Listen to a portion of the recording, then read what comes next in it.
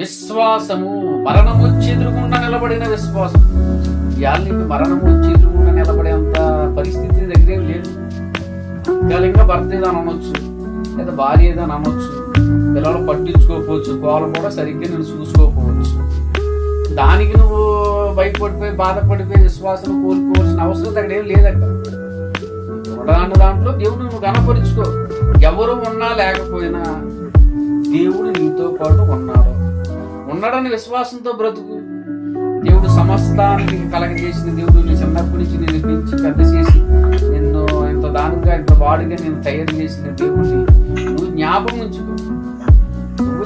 ఉంచుకుని దేవుడు ఉన్నాడో, నన్ను ఆయన సాయం చేస్తాడు, ఇబ్బంది ఏం లేదు అని నువ్వు అనుకున్నావు అనుకో, ఆటోమేటిక్ గా నీకు అన్ని సమస్తాన్ని దేవుడు నీ పాదాల దగ్గరికి వాళ్ళే రెప్పించి వారి ఎదుట నిన్ను గొప్ప చేస్తాడు. వారే నీకు పరిచారం చేస్తాడు. నీ భర్త నీకు పరిచారం చేస్తాడు, నీ భార్య నీకు పరిచారం చేస్తాడు, నీ పిల్లలు కోళ్ళ నీకు వచ్చి నీకు పరిచారం చేస్తాడు. దేవుని యందు భయభక్తులు కలిగి స్థిరమైన విశ్వాసం కలిగి నువ్వు నిలబడితే